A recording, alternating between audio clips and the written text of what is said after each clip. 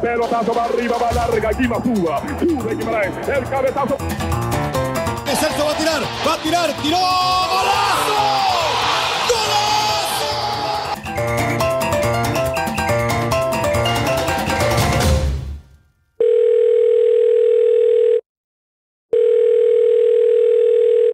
Eso, Echel, ¿qué hay? ¿Qué va, pura vida? Sí, aquí estamos. Primero, contentos de por lo menos tenerlo unos días acá, ¿verdad? que ya se van acabando. Ya pasó muy rápido. Sí. Pero también contentos por ese regreso allá a Coruña tuyo. Eso a todos nos ha dejado muy, muy contentos, sobre todo por ver que vos estás feliz y porque vamos a volver a probar los pulpitos. Sí. Y un montón de cosas más. Y un montón de cosas más sabrosas de Coruña. No, yo estoy muy contento. Bueno, y ahí me han preguntado ya en varias entrevistas, ahí me han dicho que cómo estaba eso, no sé qué. Yo estoy súper feliz con la decisión, con ir para allá, con el reto que supone ir ahora en estos momentos ahí. Voy con mucha ilusión, deseando que puedan ir ustedes también, porque a ver si se logra, por lo menos que dejen entrar ahí sí. para poder visitar. Sí, y con el tema de siempre, ¿verdad? Los tiempos, ¿verdad? O sea, si en algo por primera vez o por pocas veces se ha dado esta situación de que los tiempos en off de los dos se juntan para poder hacer estas cosas, ni que se diga que los tiempos de off también se puedan juntar para vernos, ¿verdad? Como familia en otros lados. Eso ha sido vacilón porque en muchas etapas nosotros como familia hemos podido hacer eso y ha sido la verdad una bendición, porque uno ve también a otra gente del medio que está tanto en el día a día, que no tiene tiempo para esto, ¿no? O sea, Sí. Sí, a veces hasta, y increíble que ahora lo raro es que estemos todos juntos. Claro, adelante. Sí, los cuatro, ¿no? Lo raro. Sí, ha sido muy... Nosotros lo hemos estado disfrutando mucho. Pues usted, ¿cuánto tenía de no verlo, papi? Porque a mami sí la había visto en octubre. No, teníamos desde más de un año fácil. Sí, más de un año fácil. Sí, y bueno, en esta situación de este día a día que uno como técnico, ¿verdad? También como entrenador tiene, y el despegarse de todo. El otro día también hace un tiempo leí una frase que alguien por ahí dijo, un periodista, que los entrenadores que están todos, independientemente de dónde estén, ¿verdad? Tienen que ser unos obsesivos con la profesión, ¿verdad? Es decir, por más de que uno esté, entre comillas, en off, uno está conectado casi que siempre a las cosas que van sucediendo, ¿verdad? Y en ese estar conectado con las cosas que están sucediendo, uno también ha aprendido que tiene que, en esos tiempos en off, que tiene que estar, como ya lo hemos hablado algunas veces, tiene que estar como reciclándose y moviéndose. Y ahí uno se va encontrando con gente de fútbol, de diferentes facetas del negocio como tal, ¿verdad? O sea, agentes, entrenadores, auxiliares de entrenadores, psicólogos deportivos, preparadores físicos, periodistas, escritores. Y hoy el invitado, precisamente por esa situación, fue de esos encuentros así inesperados que pude tener, producto de la relación de una amistad que tengo con una persona que el invitado de hoy también es muy afín. Y habiendo yo leído todos sus libros, ¿verdad? O sus principales libros, y habiendo escuchado en este tiempo de pandemia también algunas exposiciones que él ha hecho sobre entrenadores, ¿verdad? Y entrenador. Entonces pensé en la posibilidad de invitarlo y inmediatamente contestó y, cómo no, encantado. Y es Martí Perarnau, ¿verdad? O sea, un grande, ¿verdad? Un grande dentro de los escritores deportivos, que tiene una también revista que a veces yo te mando algunos artículos, que se llama The Tactical Room, de Club Perarnau, que sale artículos buenísimos, que una vez también ellos me entrevistaron. Y entonces le dije, ¿verdad? Bueno, que teníamos eso, y se mostró encantado.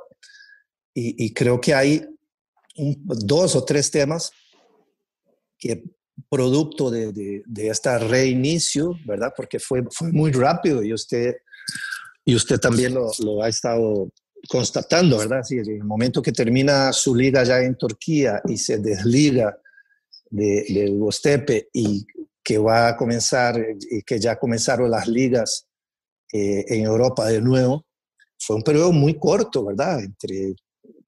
Termina se vuelve a jugar en la pandemia o durante la pandemia, termina las primeras ligas, hay un tiempo ahí de pausita y arranque de nuevo.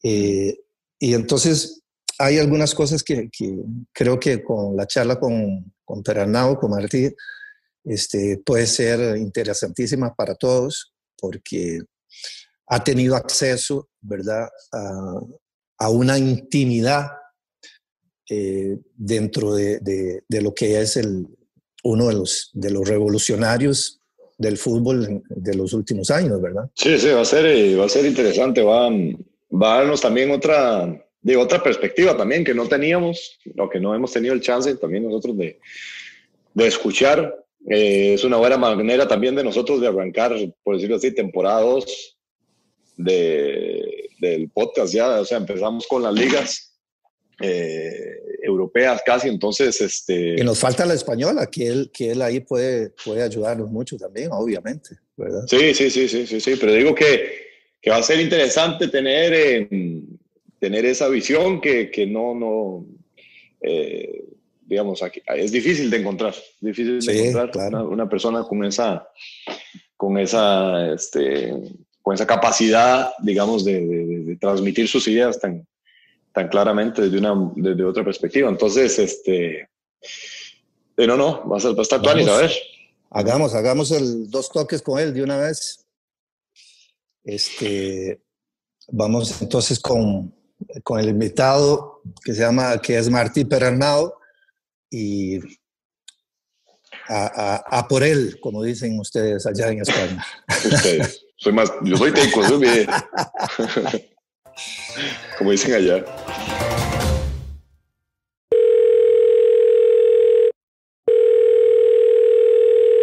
Hola, Martí. Hola, muy buenas, ¿qué tal? ¿Cómo estamos? Encantado de saludarte. Hola, Martí, ¿cómo vamos? ¿Qué hay? ¿Cómo va la cosa por ahí? Bueno, aquí en Madrid el peor punto del mundo, o sea que no podemos decir que vaya bien, pero bueno, en casa, confinados, Sí, trabajando bien, no me quejo. Los hijos están bueno. bien, o sea, nosotros también, por tanto, pues relativamente. ¿Y vos en qué estás, Martí?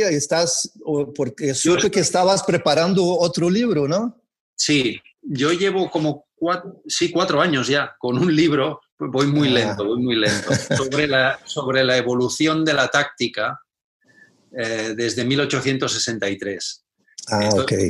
Es tan lento que he conseguido que del editor he conseguido hacer 2 tomos.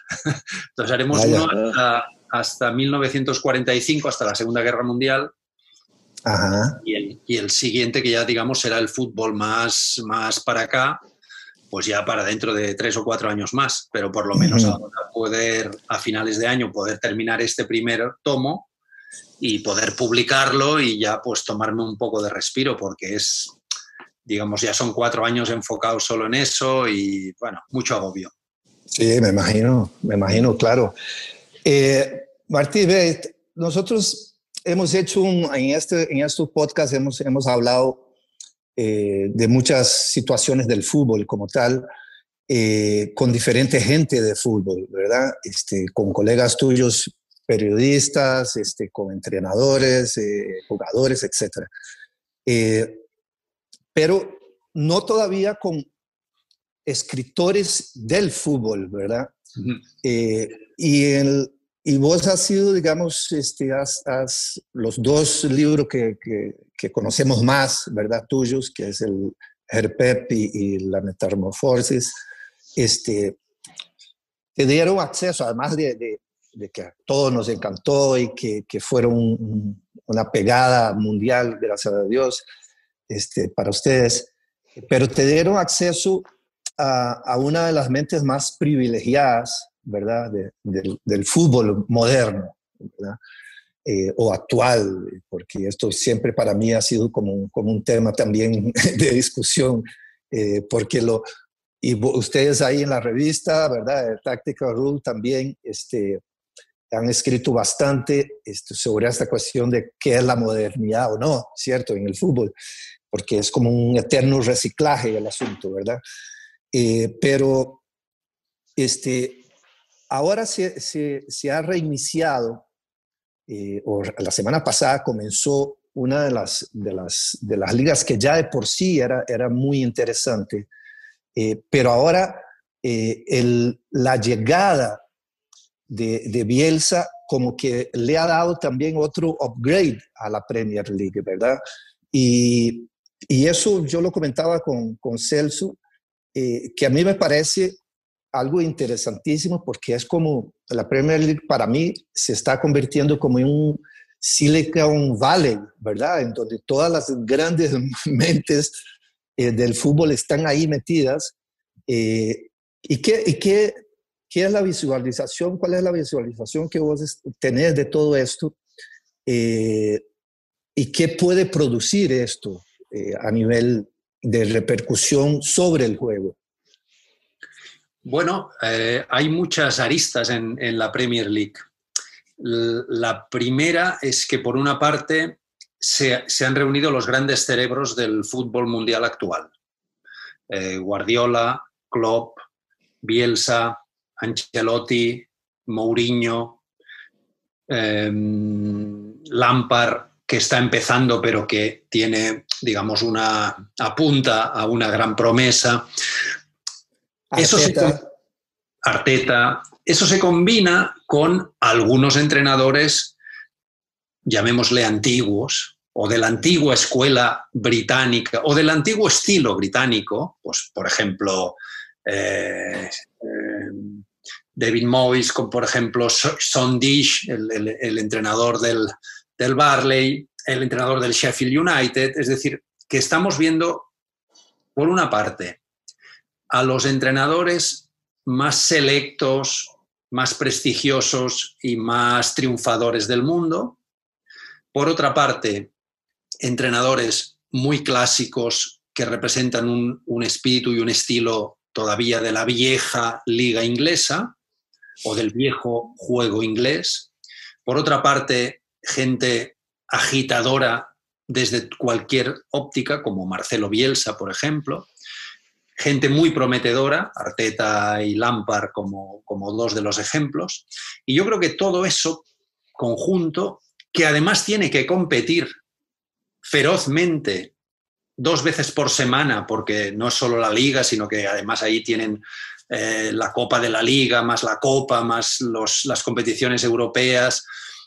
Tienen que, es decir, no es un laboratorio de ideas platónicas y socráticas sobre las que discutir o sobre la estética, sino que encima es la discusión de esas ideas que cada uno de ellos representa, con distintas edades, perfiles, conceptos y gustos, pero además sobre la competición y, por tanto, es un debate donde no solo intervienen ellos, sino que intervienen los futbolistas.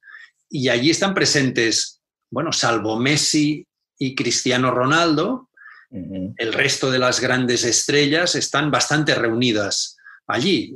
Hoy hemos sabido que Thiago ya ha fichado por el Liverpool, es decir, uno más. Y Neymar, ¿no? También.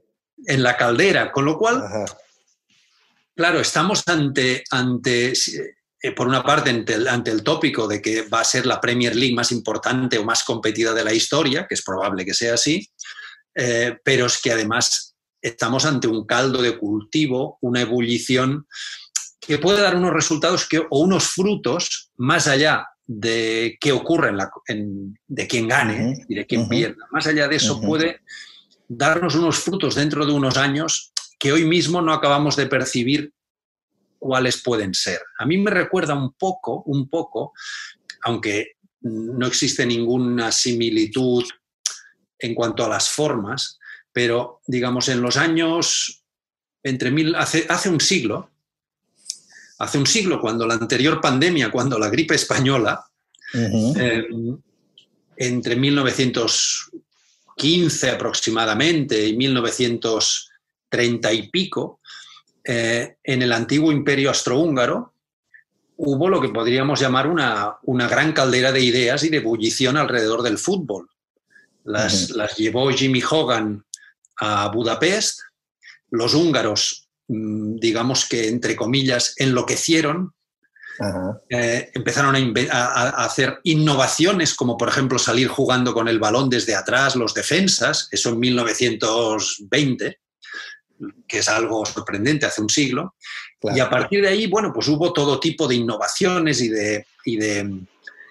de pequeños conceptos que se fueron arraigando en el fútbol, primero húngaro y después austríaco, y que generaron lo que podríamos llamar las bases del fútbol que hoy conocemos.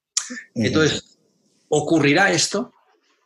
Digamos, en Inglaterra, ¿será la nueva caldera de las nuevas ideas, de los nuevos conceptos en el fútbol para los próximos 20 años? Es decir, no solo estamos asistiendo a una gran competición, que tendrá pues sus grandes aristas y sus grandes momentos, y sus ganadores y sus perdedores, etcétera, sino que igual, quizá, aunque no sea seguro, estamos viviendo esa caldera nueva que dará frutos dentro de 5 o 10 años y que dentro de unos años los historiadores quizá dirán, bueno, es que en los años 20 del siglo XXI en Inglaterra se reunieron los grandes cerebros y de ahí surgió una nueva manera de jugar a fútbol. Sí, y eso también va, creo yo, qué tan amarrado esto puede estar, o sea, con todas estas mentes brillantes, como bien lo decís. ¿Qué tanto esto ha hecho impacto igualmente dentro de la organización como tal del fútbol inglés? Porque hay que recordar bien que antes, ¿verdad? Hace unos cuantos años atrás, el entrenador era el ser omnipotente, ¿verdad? Es decir, el que dirigía, contrataba, etcétera, etcétera, etcétera. Y ahora, pues, con la llegada de estos entrenadores y de estas mentes, ¿qué tanta autonomía ellos siguen teniendo o pueden seguir teniendo para desarrollar sus ideas de la manera por las cuales son contratados. Yo creo que se dan dos grandes paradojas en esta fútbol inglés del que estamos hablando. Por un lado, la figura del gran manager ha desaparecido. Ha ido desapareciendo y sigue desapareciendo cada día más a medida que van incrementándose la llegada de entrenadores ideólogos, por llamarles de algún modo, cada uno con su perspectiva y desde su óptica.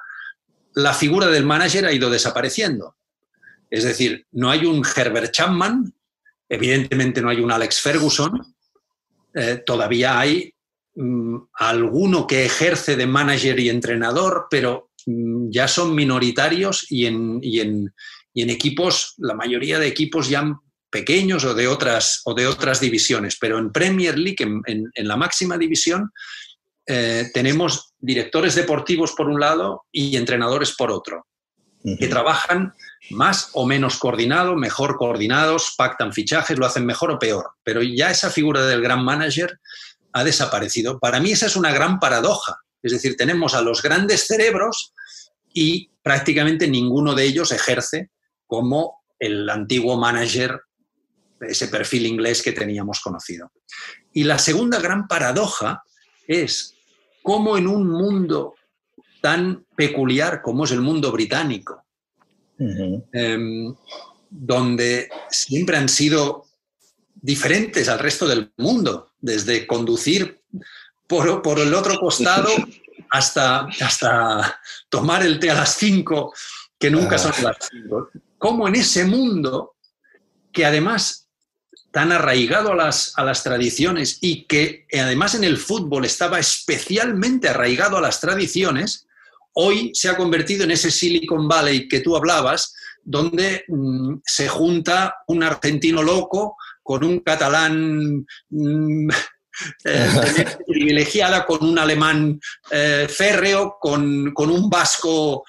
Con un alemán rockero, Martí. Con un alemán rockero. Entonces, ¿cómo ese mundo, como el mundo del Brexit, que dice nosotros somos tan especiales que nos vamos de Europa, de pronto reúne en una actividad concreta, que es la del fútbol, a los mejores cerebros del resto del mundo, donde la gran dificultad es que destaque un británico. Sí. Claro. Sí, y que además de eso, sigue, es decir, su técnico de la selección, su seleccionador, es el único británico, digamos así, que puede tener, ¿verdad?, cierta voz, ¿verdad?, dentro de todo esto. Pero casi por casualidad, ¿no? Porque, bueno, es verdad que la selección inglesa pues, ha tenido a Eriksson, a Capello, ha tenido seleccionadores extranjeros, que no es muy habitual, ¿no? No es muy habitual. Sí. Y ya fue un ejercicio por parte del fútbol inglés supongo que hay un ejercicio de humildad desconocida en otros ámbitos y que posiblemente debemos reconocer que sea un ejercicio de humildad bastante inesperado en un pueblo como el británico, que ha sido, con razón, ha estado siempre muy orgulloso de sí mismo. Y sin embargo, en el fútbol hay una predisposición humilde a aceptar al extranjero, a aceptar al otro, a reconocer que a pesar de que fuimos los padres del fútbol o los pioneros del fútbol reglamentado, bueno, luego hubo otros que nos superaron. Y hoy queremos tener a esos otros para ver si nosotros conseguimos dar ese gran salto de calidad. Claro. Sí, pero eso que decís, Martí, perdón, es verdad, porque he tenido la oportunidad también de coincidir con compañeros de casi que un montón de nacionalidades, ¿no? Y una de las cosas que más tenemos todos en común es esa humildad para aceptar las diferentes visiones del fútbol y saber que, bueno, a ver, no todo lo sé yo, ¿verdad? O sea, hay muchas interpretaciones, parte de lo que decían ustedes de este Silicon Valley, de de lo que va a hacer ahora todos los cerebros de entrenadores que va a haber ahí. Para mí va a ser muy interesante como jugador ver la interpretación de los jugadores ante, ¿no?, los comandos que les den en las posiciones en donde se encuentren, ¿verdad?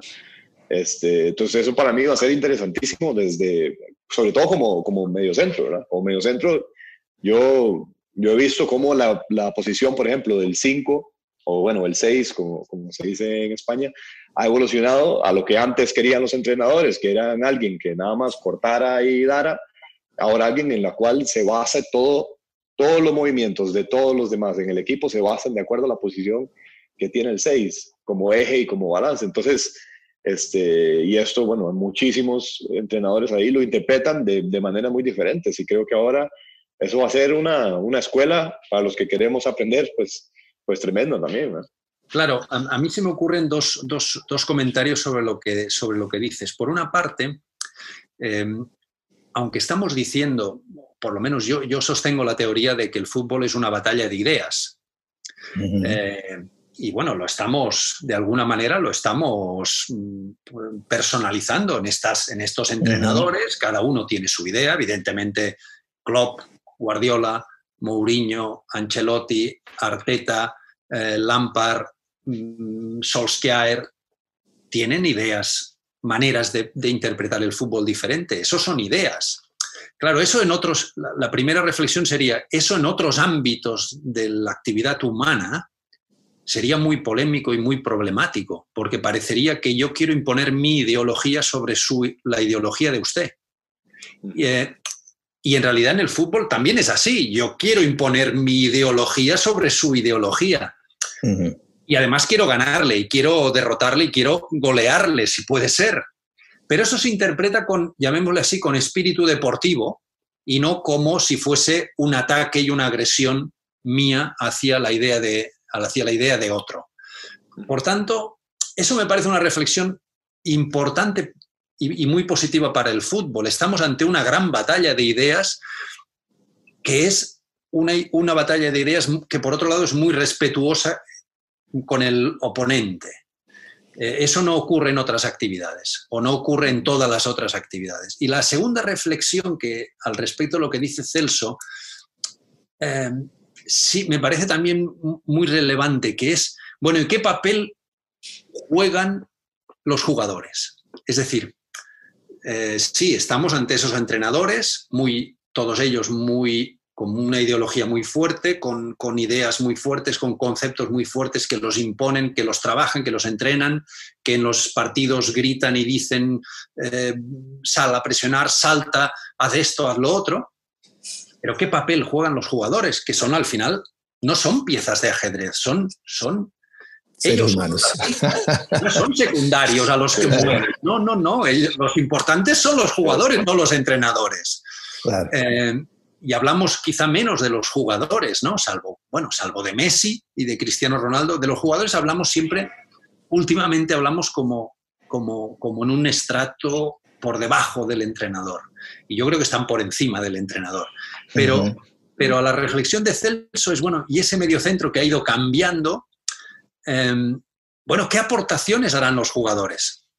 Más allá de jugar, de marcar goles, de encajar goles, más allá de de ejecutar algo bien o ejecutar algo mal, harán también aportaciones. Quiero decir, en el fútbol, a lo largo de la historia, algunas aportaciones o algunas innovaciones han procedido de los entrenadores, pero muchas otras han procedido de los futbolistas. Diría que la mayoría han procedido de los futbolistas.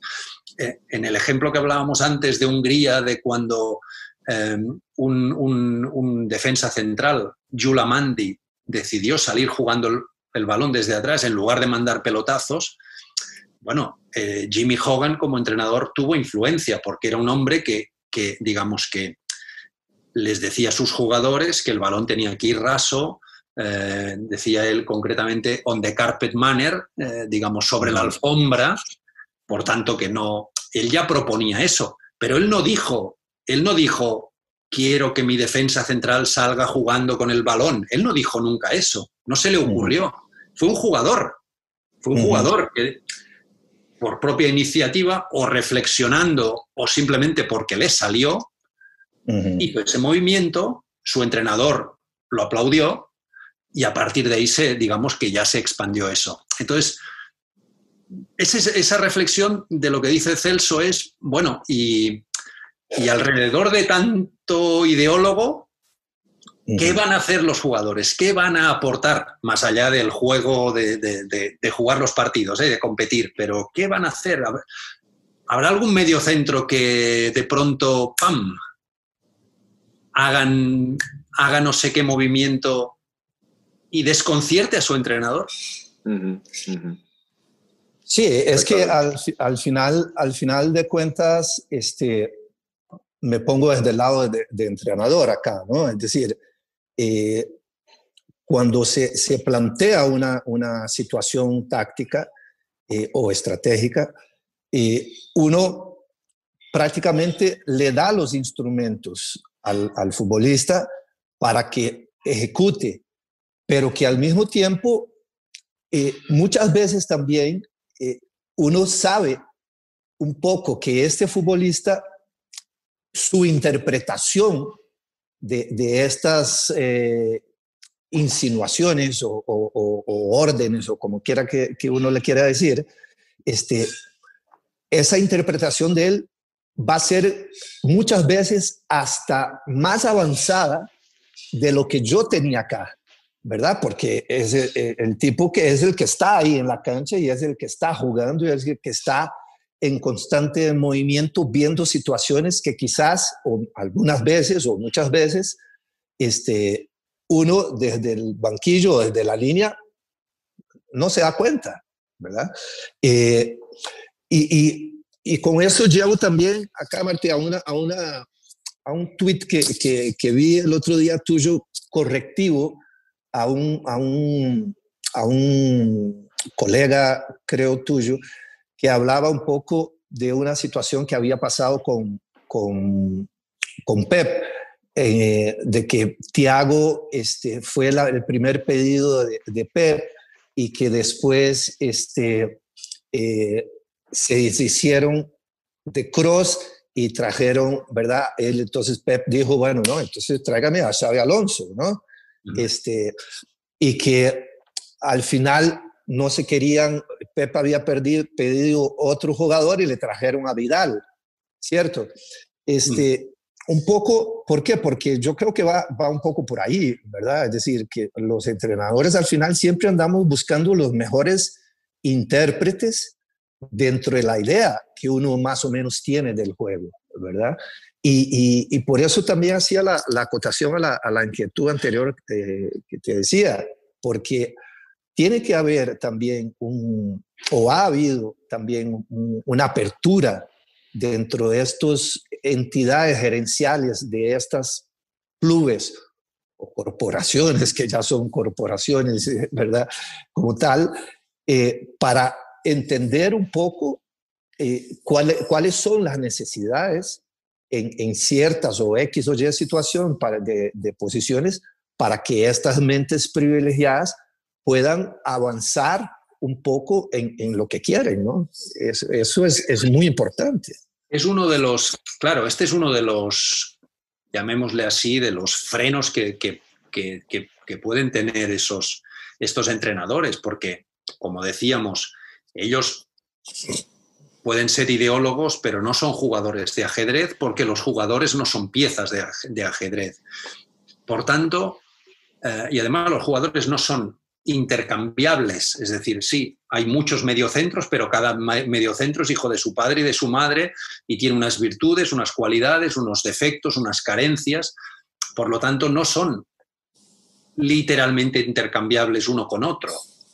No es el ajedrez donde un peón es un peón y los otros 7 peones son idénticos. No, aquí un peón es un peón, pero el otro peón es diferente. Juega con el otro pie, o no sabe cabecear, o es más lento, o es más rápido, o es más fuerte, o es más defensivo, o es más ofensivo. Entonces, una de las problemáticas que tiene el entrenador cuando quiere presentar su propuesta y que se interprete es que los intérpretes no son exactamente aquello que él había soñado.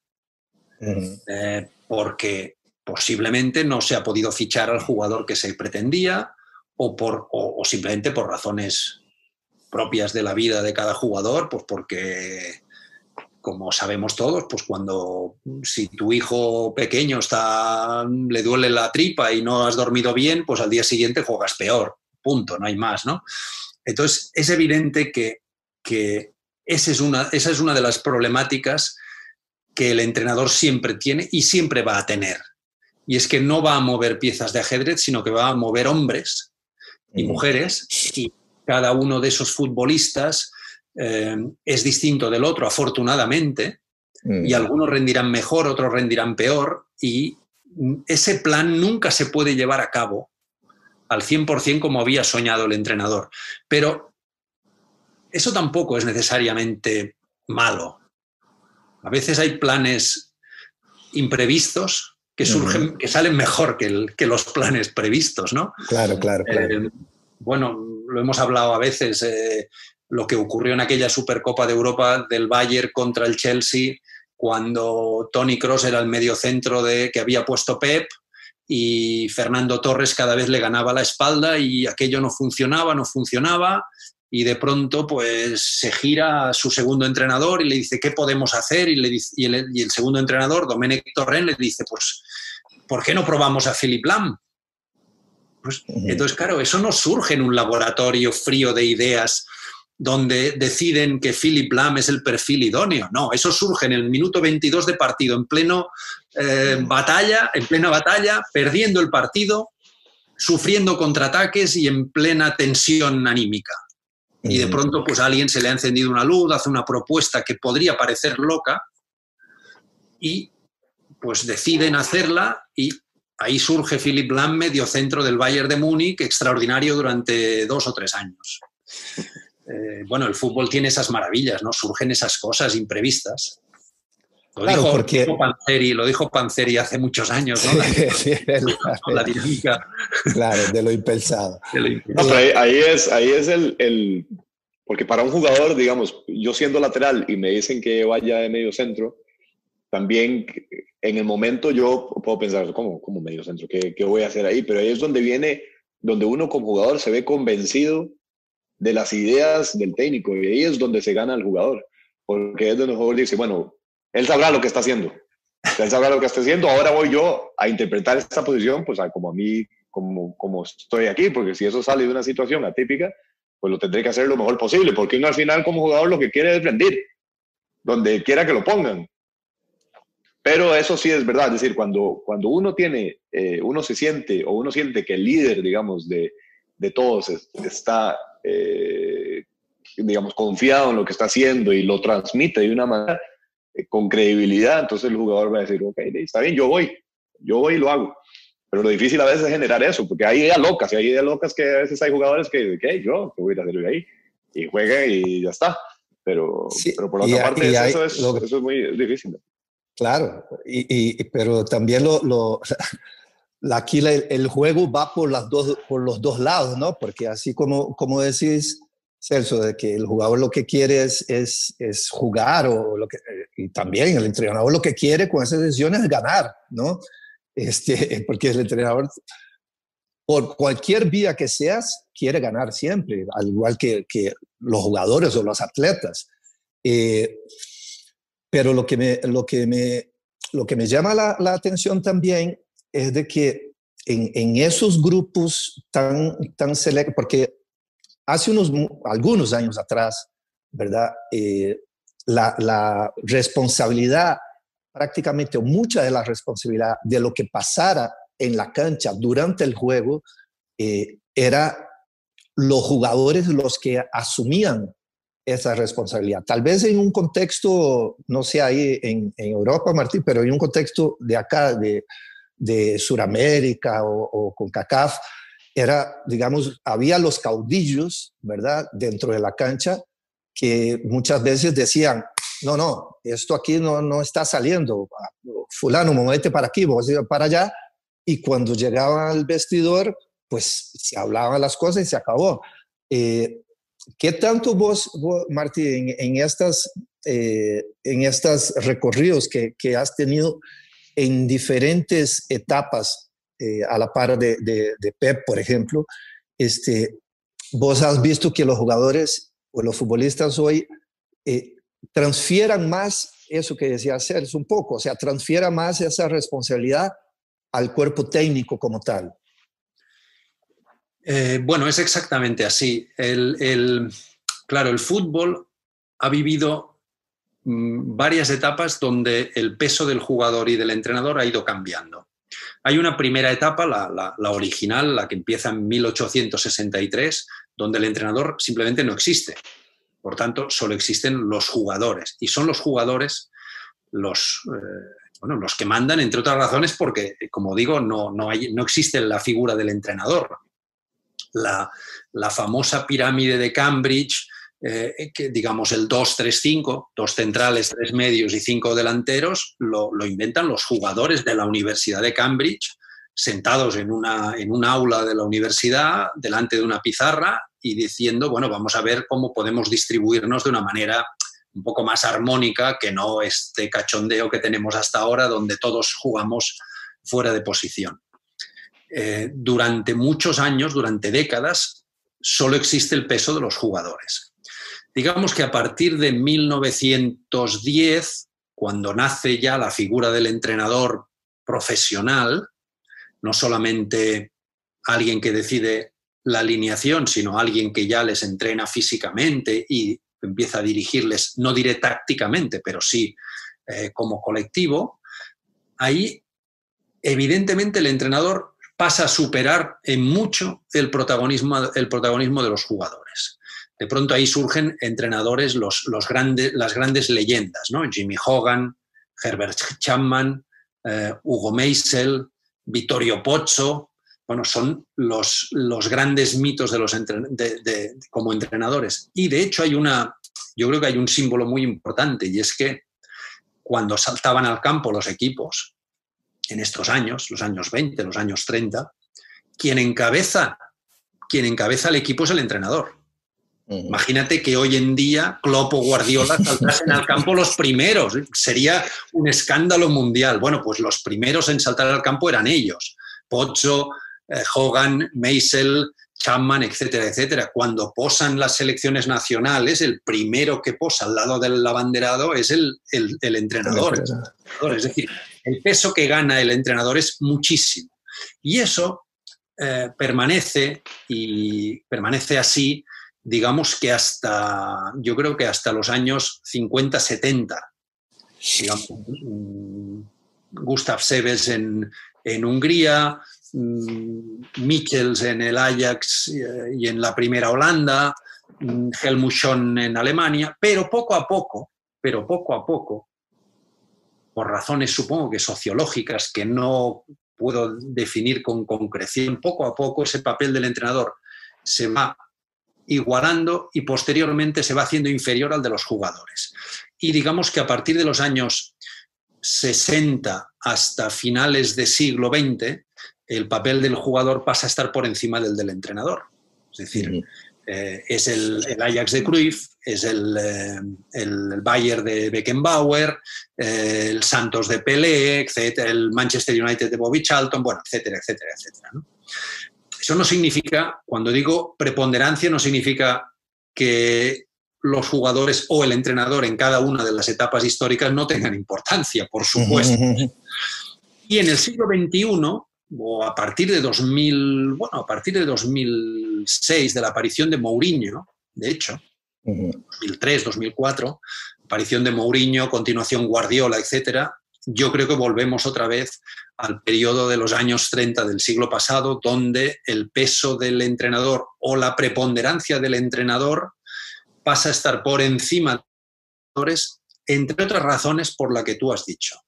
En primer lugar, evidentemente, porque estamos en una sociedad audiovisual, mediática, que necesita etiquetas y estrellas fulgurantes, a veces para derribarlas. Y en segundo lugar, por una cierta dejación de responsabilidades por parte de jugadores. Evidentemente no se puede generalizar, pero yo sí detecto que ha habido en determinadas etapas algunos colectivos de jugadores que de alguna manera se sienten muy bien protegidos por su entrenador, que es el pararrayos que recibirá todas las críticas y también todos los elogios, y ellos de alguna manera se limitan a cumplir las órdenes. Y eso lo enlazo con lo que antes hablábamos con Celso. Yo creo que eso es la parte negativa del momento actual. El jugador, así en genérico y salvando todas las excepciones, tiene que dar un paso adelante y rechazar ese papel de peón de ajedrez. Tiene que decir, sí, el ideólogo da sus planes y sus instrucciones, pero nosotros, los intérpretes, interpretamos la música y la interpretamos del siguiente modo. Eso Messi evidentemente, es el intérprete del momento, ¿no? Pero yo generalizaría ahí sí, y creo que todos los jugadores deberían, digamos, sentirse más intérpretes y más fuertes en este momento. Sí. Acabas de tocar ahora un nombre propio en mayúsculas eternas, ¿no? Y que nos lleva un poco también, Martí, a otro tema que queríamos pasarte, es decir, de Inglaterra brincamos ahí a España, en donde prácticamente al haberse ido estos entrenadores hacia otras ligas, y la renovación, no solo de la selección española, ¿no? como Del Bosque decía, de la famosa dulce transición, en los equipos más significativos de España, por A o por B, les ha tomado tarde ir preparando esa dulce transición de los planteles o de las plantillas. Y con ello, la pasada Champions no tuvo participación española, solamente Sevilla sacando su bandera, como siempre, hacia la Europa League. ¿Qué es lo que vos estás ahí, anclado ahí en España, viendo qué está pasando a ese nivel? Bueno, yo creo que influyen numerosos factores. Uno muy importante, creo yo, es la crisis o la desaceleración económica constante que vive España desde hace muchos años. A menudo la prensa, digamos, que se dedica a hacer propaganda, quiere enmascarar eso, pero España vive una coyuntura económica desde hace muchos años que es muy mala, o que no es buena, o que no es comparable con la del resto de Europa, o con la de la Europa más próxima. Y no es una crisis que venga ahora por la pandemia del coronavirus, sino que se extiende, ya te digo, desde hace muchos años.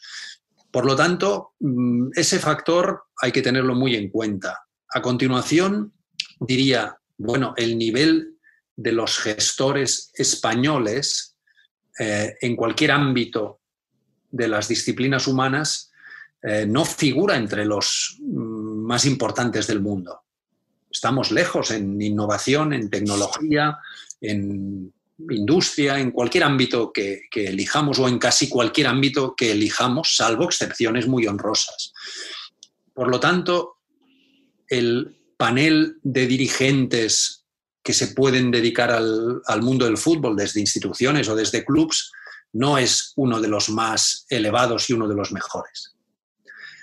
En tercer lugar, el país tiene unas características muy caínitas, muy viscerales, donde la actividad deportiva, al revés que los ingleses se toman el deporte como la guerra y la guerra como el deporte, pero por detrás siempre hay un trasfondo de ironía, donde ellos son los primeros que saben que sí, nos tomamos el deporte como una guerra, pero no es verdad, porque afortunadamente solo es deporte. En España esa ironía está ausente y en ocasiones se exacerban demasiado, digamos, los odios y los amores, y todo eso al final conduce a una situación donde no es fácil convivir cómodamente, plácidamente dentro del fútbol español. No es sencillo para un jugador determinado, para un entrenador determinado.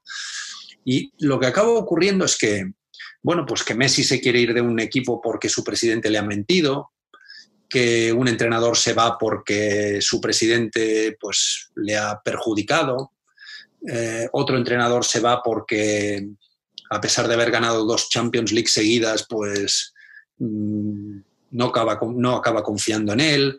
Otro entrenador abandona la selección española para fichar por un club y el club a los 4 o 5 meses, por 4 malos resultados, le acaba despidiendo y al cabo de 2 años ese entrenador gana la Europa League con otro equipo. Es decir, podríamos ir encontrando ejemplos y ejemplos y ejemplos, digamos, en el fondo de mala gestión. Posiblemente porque las emociones pesan más que el cerebro todavía en la gestión del fútbol español. Y claro, nos vamos alejando de la gestión, del nivel de gestión de los ingleses por un lado y de los alemanes por otro. Los ingleses, en cuanto a que van acumulando, ya lo hemos dicho, estrellas de todo tipo, los alemanes en el sentido de no vamos a acumular estrellas, pero vamos a ser los mejores en gestionar económicamente este producto que tenemos y por tanto lo vamos a hacer sostenible durante años. Recuerdo hace años una entrevista, una comida que tuve con el consejero delegado de la Liga Alemana aquí en Madrid, con Christian Seifert, y un compañero le preguntó, bueno, ¿qué le hace falta a la Bundesliga para ser la mejor liga del mundo? Y Seifert contestó, no, nosotros no queremos ser la mejor liga del mundo, nosotros queremos ser la 3ª liga del mundo. ¿Por qué? Porque lo que queremos es que nuestro aficionado esté contento, que le cueste poco dinero ir al fútbol, que los jugadores estén satisfechos, que los clubes ganen dinero, que eso sea sostenible, etcétera, etcétera. Claro, es un discurso totalmente chocante, muy alemán, pero nosotros estamos lejos de eso. Estamos lejos, digamos, de la brillantez británica o inglesa y de la gestión alemana. Y que como tal, esta situación que estás diciendo ha hecho que prácticamente ahora ya no se hable más tanto de lo que fue, digamos, el eslogan, el rótulo que tenía el fútbol español del tiki-taka, ¿no? Es decir, el juego como tal ha ido tomando velocidades tan vertiginosas que a uno lo que le da la sensación cuando ha visto, ¿verdad?, a los equipos más significativos, sobre todo en Champions, españoles, pues que la marcha de todos los otros iba 2 o 3 marchas más adelante, ¿no? ¿Eso está produciendo alguna inquietud a nivel de las mentes que trabajan en el fútbol español o lo achacan? Ajá. Yo no he detectado ninguna inquietud y sin embargo hay muchos síntomas, ¿no? Yo creo que en la selección española se vio, digamos que después de Luis Aragonés llegó Vicente del Bosque, hizo esa dulce transición apoyada en una manera de jugar basada en el juego que en ese momento tenía el Barcelona de Guardiola, que era un Barcelona muy triunfador.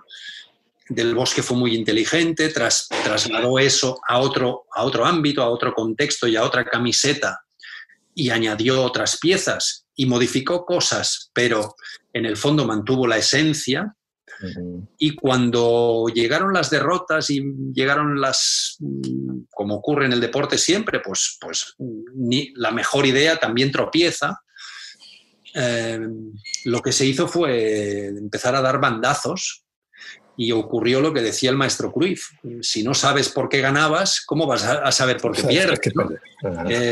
Y lógicamente, pues, ¿qué hay? Pues ahora hay una indefinición. Afortunadamente está Luis Enrique, que es alguien con la cabeza bien puesta, pero que gestiona su día a día y posiblemente no lo haga desde una perspectiva de largo alcance.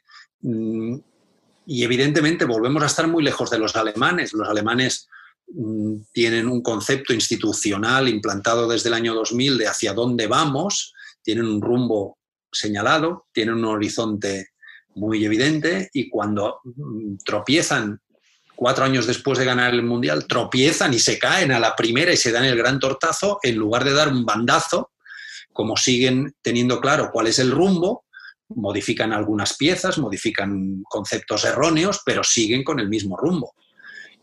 Digamos que aquí no ocurre eso. Basta ver pues, cómo el Barcelona ha dilapidado una herencia fabulosa en cualquier ámbito, en el juego, en su modelo de cantera, en cualquier ámbito, y cómo al final pues, se recurre a la falta de músculo. En el Barcelona de Xavi e Iniesta, ¿se puede oír que falta músculo? Pero eso es, digamos que esa es una herejía mayúscula, ¿no? Es decir, claro, el equipo más laureado uno de los equipos más laureados de la historia, y si no queremos entrar en comparaciones, uno de los mejores equipos de la historia fue un equipo sin músculo. Sí, bueno, Celso jugó contra ese equipo. Claro, y ahora jugó contra ese equipo. Sí. Músculo ahora. Es que es... Claro. Sí. Sí, y además, donde queda un jugador que fue producto de ahí, y el que se lo lleva es el Liverpool y no el Barcelona. Claro. ¿Verdad? Es decir... pero si es que ya, o sea, desde, bueno, Martín nos puede decir, ¿verdad? O sea, si es que hasta el mismo Guardiola, toda esa versión del tiki-taka, es que él ni siquiera esa frase él la acepta, porque él no entiende el tiki-taka de pasar el balón sin ningún tipo de, digamos, de sobrepasando líneas, ¿no? Él decía que eso no servía para nada, y bueno, capaz que él también ha ido transformando su idea, digamos, en los distintos equipos en los que ha estado, porque eso se ve, por supuesto, pero evidentemente ahí entramos después a lo que decía Martí de la historia y de las tradiciones, porque al final se está volviendo este famoso tiki-taka, entonces será la tradición de cómo jugar al fútbol en España. Sí, es que en realidad...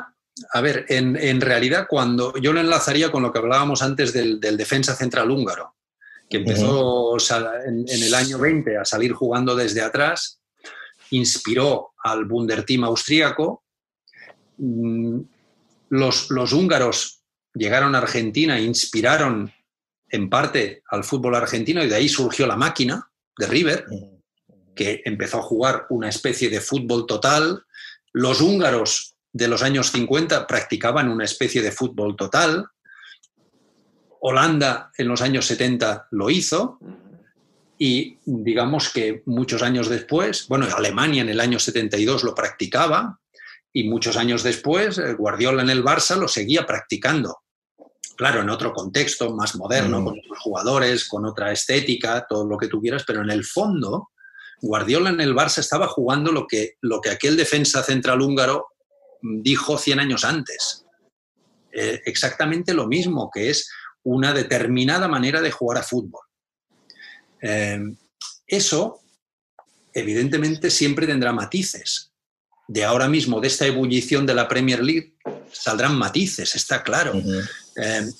Los entrenadores, cuando yo digo que son ideólogos, quiero decir que tienen unas ideas y luego las van matizando.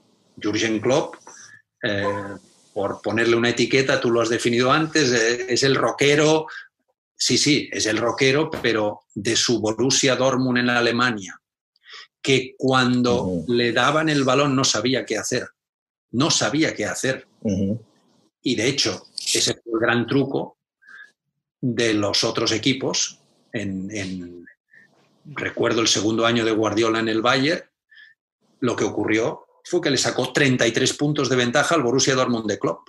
¿Cómo le sacó 33 puntos de ventaja? Pues gracias al Friburgo, al Nuremberg, al Stuttgart, porque esos equipos ya conocían a Klopp, le regalaban el balón y Klopp se ahogaba. Pero claro, Klopp no es tonto. Klopp lo vio, se fue al Liverpool, empezó a probar sus ideas, no le salieron bien, empezó a incorporar determinados jugadores y ya tiene el balón. Y ahora no le preocupa tener el balón. Ahora juega bien sin balón, que es su identidad más esencial, y juega bien con balón. Y encima incorpora a Thiago para jugar mejor con balón. Claro. Claro, es decir, su esencia sigue siendo la misma, pero él ha añadido cosas. Guardiola, su esencia es tener el balón, claro que sí. Pero ¿acaso los contraataques más peligrosos y más efectivos del fútbol inglés no los practica el Manchester City? Porque en los últimos 4 años la evolución del Manchester City es que en cuanto Kevin De Bruyne recibe un balón, ahí hay un contraataque fulgurante y ahí surge Sterling, ahí salía Leroy Sané, ahí va Gabriel Jesús. Entonces, ¿qué pasa? ¿Que Guardiola juega al contraataque? No, Guardiola juega a tener el balón, pero ha ido incorporando cosas que ha ido aprendiendo, lógicamente, lo mismo que he contado de Klopp. Entonces, claro, el juego ese que practicó el Barcelona no fue más que la evolución y el añadido de pequeñas ideas a cosas que ya existieron a lo largo de la historia. Y, bueno, como hemos dicho al empezar la conversación, seguro que dentro de 20 años alguien repasará con visión histórica la perspectiva de 2020 y nos dirá cómo han evolucionado a partir de ahora las cosas. Claro, claro. Bueno, y ahora lo que pasa es que hay el sábado pasado la irrupción de ese Liverpool Leeds con ese, no solo por el marcador, o sea, por un partido tan frenético que yo viéndolo, yo decía, pero estoy viendo un juego de baloncesto de transiciones sostenibles que yo decía hace unos años atrás, esto no es posible, ¿no? Es decir, porque bueno, a mí me recordó mucho, no sé si lo recordarás, hubo un partido en España, en la Liga Española, Atleti de Bilbao-Barcelona, Marcelo Bielsa contra Pep Guardiola, que terminó 3-3, y yo estaba esperando que este Liverpool-Leeds también terminase 3-3, porque era como la reedición histórica, eso de poder, la historia siempre se repite, esta vez en lugar de Guardiola ha sido con Klopp, digamos ese 3-3 histórico del Atleti Bilbao contra el Barça, que fue exactamente lo mismo, con un diluvio inmenso en San Mamés, pues lo mismo que este otro frenético Liverpool-Leeds. Sí. Claro, sí. Bueno, y ahorita juegan otra vez, ¿no? Ahorita les toca enfrentarse otra vez Pep Bielsa, ¿no? Sí. De nuevo, en las próximas semanas. Y seguro que volverá a ser un partido frenético. Bueno, yo creo que la Premier de este año será una auténtica locura. Cada semana viviremos locuras, ¿no? Está claro. Martí, sé que porque la vez que estuvimos y conversamos muy amenamente ahí en Madrid con Ignacio, que siempre me dijiste, en algún momento voy allá a Costa Rica, ¿no? El otro fin de semana, hace 2 fines de semana fui con mi esposa, que teníamos después de todo este tiempo de confinamiento, ya dijimos, no, se abrieron, en aquel momento se podía, y fuimos a la playa, una playa esplendorosa en el Pacífico de Costa Rica, y entonces llega uno de los meseros de ahí, y que estábamos ahí tomando sol, y me dice, profe Guima, yo esas cosas no las puedo decir, pero usted sabe que aquí mismo, donde están ustedes, estuvo Luis Enrique, y se pasaba todo el día tirado en la arena, revolcándose en la arena, como si fuera uno más de acá del pueblo. Así que, Martí, la invitación está hecha para que vengas con tu mujer, que me estoy leyendo el libro de ella ahora, por cierto. Sí. Muchísimas gracias. Y nada, pues la invitación está ahí siempre, ¿no? Pues espero que se acabe esta maldita pandemia y sería un placer inmenso ver esa playa del Pacífico contigo. Bueno, y si vas por Coruña, ahora que Celso está de nuevo en Coruña, pues... Sí, totalmente. Ahí hay playa también. Ahí iré a verte, Celso. Hay buen playa y buen marisco también. Muchas gracias por aceptarnos la invitación también. tomando Nada, tiempo para estar con nosotros. un placer hablar con vosotros. Ha sido un placer compartirlo. Gracias, Martí. Y ahí seguimos esperando entonces el próximo libro y seguimos pegados a la revista siempre, ¿no? Muchísimas gracias. Un placer. Un placer. Igual, que estén muy bien. Por allá. Hasta luego. Bueno, Chel, aquí como siempre, hubiéramos quedado aquí largo rato más, ¿no? Pero ya está más que apuntado cuando salga ahí el libro para que lo tengas ahí a mano y lo compres y me lo traigas, porque si son 2 ediciones va a estar interesantísimo todo ese viaje que hará Martí a través de la historia de la táctica del fútbol. Buenísimo. Sí, qué loco cómo a través de la historia uno puede entender mucho más los momentos actuales, ¿verdad? Qué cosa más. Solo conociendo la historia es que uno entiende lo que, claro. ¿verdad? Así que, y por eso hay que leer, como diría, ¿verdad? Entonces, nada, no. A seguir haciendo las últimas vueltas, porque ya este fin de semana ya estás en ese sofoco que decía Martí ahora de Madrid antes de irte para Coruña. Listo, Chel. Ok, va. Pura vida. Chao. Pura vida,